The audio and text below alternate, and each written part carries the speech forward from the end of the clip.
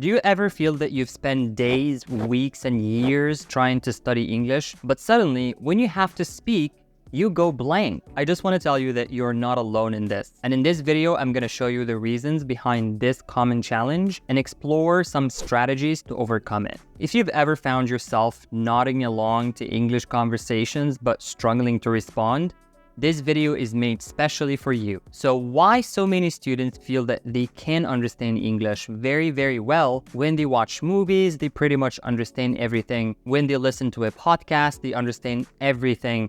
But when it comes to speaking English, they feel that they're completely lost. Let's break it down a bit. How do we understand a language?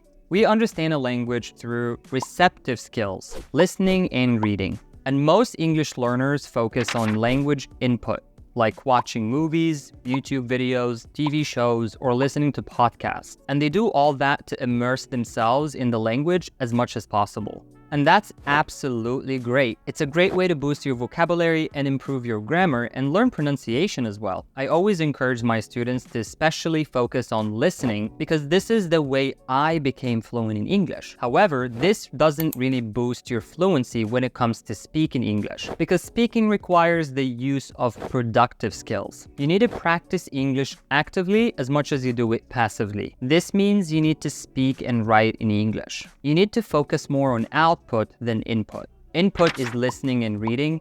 Output is speaking and writing.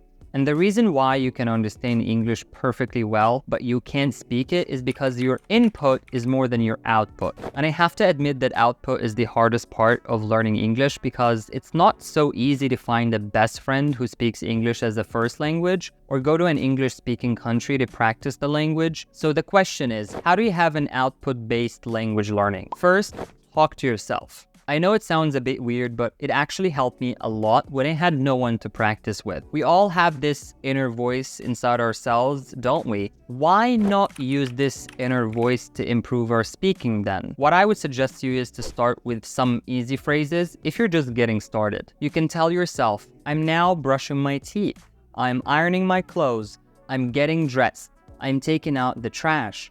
I'm taking a bus to work, and so on. This is because you should know all these basic phrases before you get to learn any more difficult vocabulary. The second step is keep a vocabulary diary. This is really one of the things I wish I'd started much earlier in my language learning journey. Keeping track of new words in a structured way helps you stay organized and prevents those awesome words from slipping through the cracks of your memory. You should go regularly to your diary to check the new vocabulary. When you hear or see a word or an expression very often, but you don't understand what it means, you'll never use that word in conversation if you don't write it down with an example sentence. This way, it's going to be more likely to stick around in your memory when you need it. Context is king, guys, in language learning. Adding example sentences alongside your new words gives you a clear picture of how they are used in real-life situations. I use a free app called Day One for taking notes of any new vocabulary that I'm learning, and I always set a reminder on Saturdays at 6, from 6 to 7,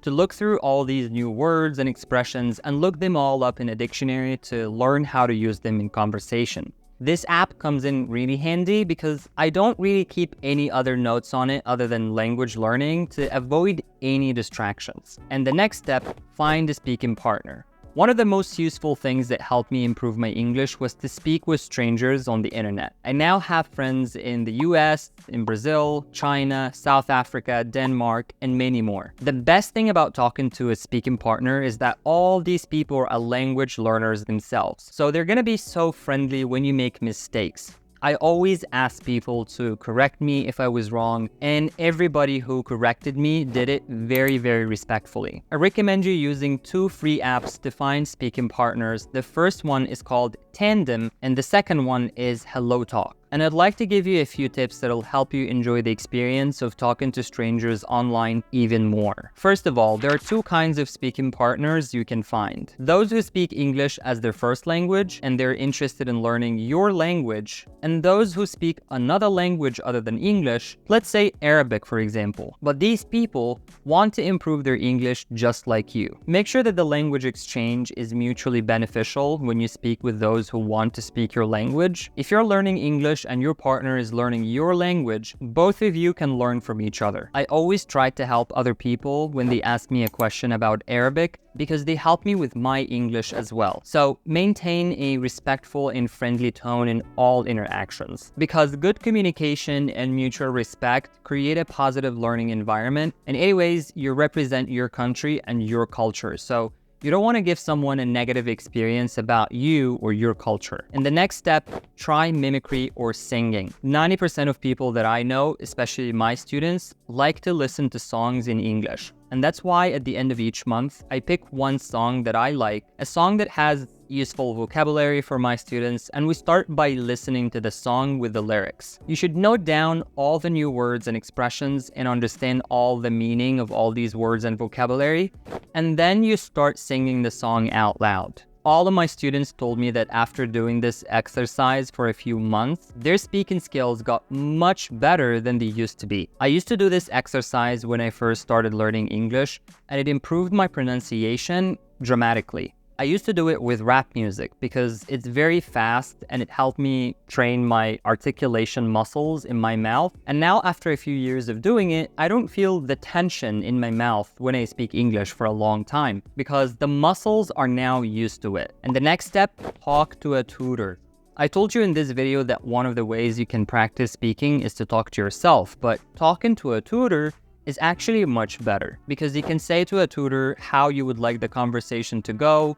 You can reenact situations where you felt like you failed in the past. Maybe someone asked you at an event you attended about what you do for a living and you stumbled over your words, you were shy to say anything, and you felt ashamed of your English. You can ask your tutor to revisit that situation again and equip you with all the necessary tips and tricks to avoid that situation again. And the most important part of speaking to a tutor is that you get corrected when you make a mistake. So find yourself a tutor who has a great level of English and someone who is able to correct your pronunciation, grammar, and vocabulary when you make mistakes. And also you need to feel that you're in a safe space with that tutor. And also that you're not feeling embarrassed or ridiculed when you make mistakes. I personally always tell my students that there are two phrases that you're not allowed to use at our class. The first one is, "Sorry for my bad English," and the second one is, "Sorry for my mistake."